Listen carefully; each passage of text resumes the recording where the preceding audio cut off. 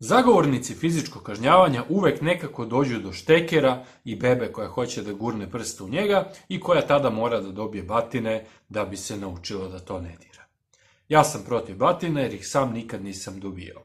Moji roditelji su znali da na vreme pripreme stan. Nisam mogao da napravim nikakvu štetu jer su svi predmeti bili dalje no što je bio domet konopca kojim su me vezivali za nogu od stola. Stan dakle mora da bude prilagođen bebi. I to ne na način koji sam ja imao na umu. Supruga me je samo popreko pogledala kad sam predložio da jedan ćošak sobe ogradimo nekim daskama, da nabacamo slamu ili neki stari dušek unutra i da ubacimo gomilu plišanih igračaka. Uopšte mi nije jasno u čemu je problem sa tim konceptom. Kod nas u planini su generacije tako odrastala, kad nema bebe u kući, to mesto je odlično da se u njemu drži prase. Ne, dakle, žene zahtevaju da se pravimo da je sve normalno, iako u stanu sa nama živi stvorenje koje ne poznaje pravila i kome je koncept materijalne vrednosti predmeta nepoznat. Kupujemo nov nameštaj, kao da ono neće da ga uništi u sledeće 2 godine i to je normalno. A nije normalan naš pristup u planini gde mi jasno obznanimo, prihvatamo postojanje deteta i ogradimo prostor gde ćemo moći da ga zatvorimo i gde će ono moći slobodno da se ponaša beslovesno. Prilagođavanje prostora uključuje i posmatranje stana drugim očima. Svi oni ukrasi po ormarima sada se odmeravaju i procenjuju da li spadaju u jednu od 2 opasne kategorije. Da li dete može da ih proguta i da li su to predmeti kojima nešto može da se polomi, uključujući i dete i sam predmet, i ukoliko spadaju, svi oni se penju na višu policu, ukoliko ste neiskusni, jer dete brzo raste, onda morate stalno da proveravate da li sada može da dosegne 3. policu ili još ne. Ako ste pak iskusni, svi ti predmeti se pakuju u kutije, šalju se na tavan, podrum ili privremeno kod babe i dede.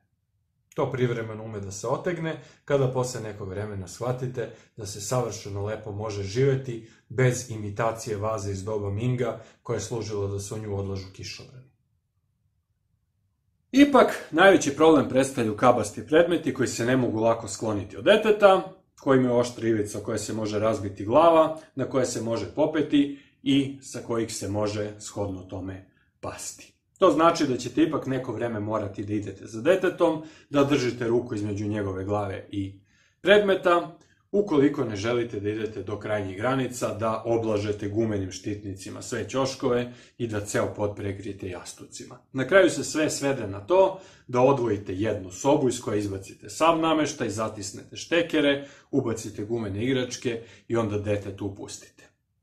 Što opet vodi kao onom mom inicijalnom predlogu od ograđivanja jednog dela stana samo za dete, samo što se u toj sobi kad nema deteta ne može držati prase. Kada dete počne da hoda, morate da sklanjate sve sa stočića i stolica i više ne možete kada uđete u stan garderobu da pobacate po nameštaju, niti da čarape zafrljačite u ugao sobe, ukoliko ne želite da vidite kako pola čarape viri detetu iz usta. Morat ćete dakle da činite ono čega ste se užasavali.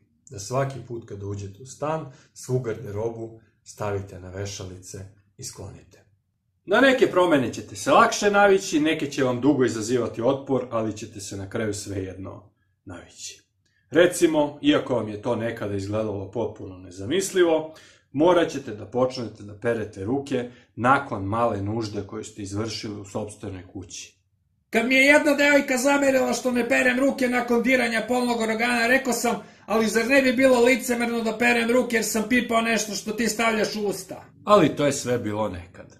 Sada zanemarite logiku i operete ruke. Nakon što ste oprali ruke, kliknete ovde na subscribe i čekate sledeći utorak. I ponavljate u sebi kao mantru da ćete vi ovo sve preživeti.